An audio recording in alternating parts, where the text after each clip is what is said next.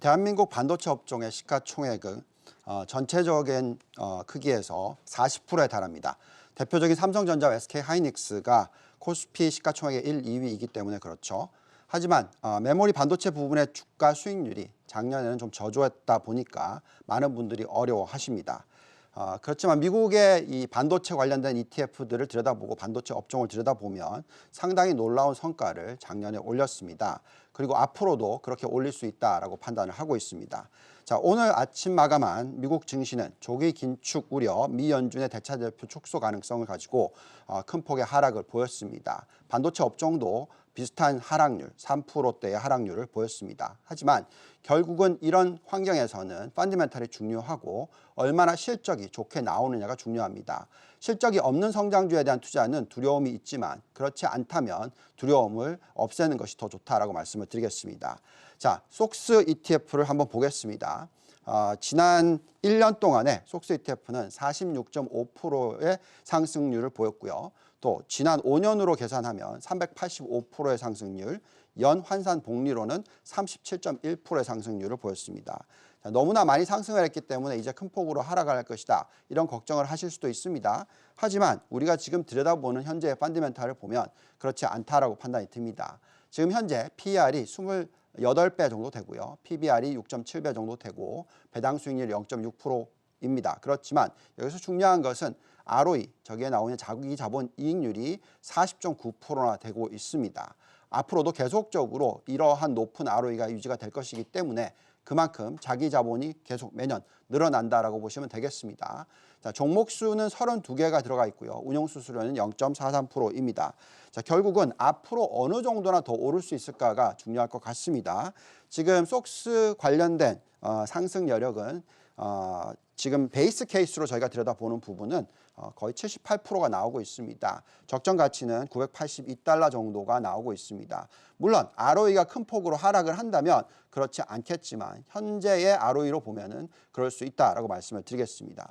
그리고 또 베스트 케이스를 한번 보겠습니다. 베스트 케이스는 추가로 ROE가 올라갈 것이다 라고 예상하는 부분입니다.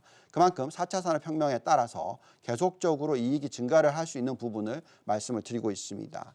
자, 이렇게 되면 상승 여력이 거의 160% 가까이 되기 때문에 물론 금리가 많이 올라가면 그 상승 여력은 떨어질 수는 있지만 금리가 올라가는 것 대비해서 그만큼 이익이 높다 보니까 이렇게 매력도가 높다라고 말씀을 드리겠습니다. 자, 그리고 속스뿐만이 아니라 두 번째 규모의 SMH라는 ETF도 들여다보도록 하겠습니다. 자, 주가는 상장 이후에 128.15% 상승을 했고요. 지난 2년간 복리로서 51.05%를 상승을 했습니다. 자, 여기 안에 들어가 있는 대표적인 10개의 종목을 들여다보겠습니다. TSMC가 있고요. 엔비디아, 그리고 브로드컴, 퀄컴, 인텔, ASML, AMD, 마이크론, 텍사스 인스트루먼트, 램 리서치 다 들어보셨던 종목일 거라고 생각이 듭니다. 그만큼 경쟁력이 있고 아주 높은 ROE를 창출하는 기업들이 되겠습니다. 자, 이 ETF의 운용 수수료는요 0.35%로서 아까 속스보다도 좀 더 낮습니다. 그리고 좀 더 집중 투자를 하고 있습니다. 반도체 관련 25개 종목에 투자를 하고 있고요. 10개 종목이 전체의 59.17%가 됩니다. 자, 밸류에이션을 놓고 보면은 비슷한 수준인데요. PER이 29배 정도 되고요. PBR이 7.6배 정도 되는데 평균 ROE는 40.6%가 나오고 있습니다. 앞으로의 어떤 상승 여력을 지금 현재 ROE로서 계산을 해보면은 약 한 58% 정도의 상승 여력이 남아있다라고 나오고 있습니다. 또한 추가적으로 ROE가 상승을 할 가능성을 저희는 보고 있기 때문에 그 부분을 반영을 했었을 때 베스트 케이스 시나리오로는 세 자릿수의 상승 여력이 있다라고 이렇게 판단이 듭니다. 자, 이렇게 반도체 업종의 매력도는 실적이 워낙 좋기 때문에 그만큼 뒷받침된다라고 말씀을 드리겠고 미국에 상장되어 있는 ETF를 이용해서 투자하는 것이 중요하겠습니다. 다만 미국에 상장된 ETF 안에는 메모리 반도체 비중이 너무나 낮은 편입니다.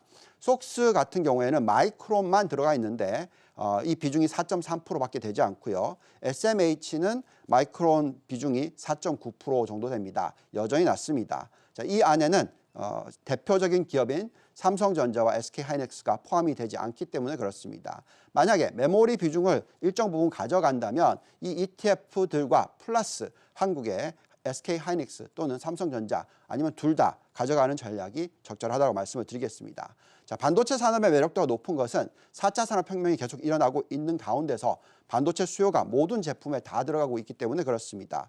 향후 자율주행, 메타버스의 활성화가 일어나고 AI의 중요성이 점점 더 가시화될 경우에 반도체에 대한 수요는 계속적으로 기하급수적으로 상승할 것이다 예상이 듭니다.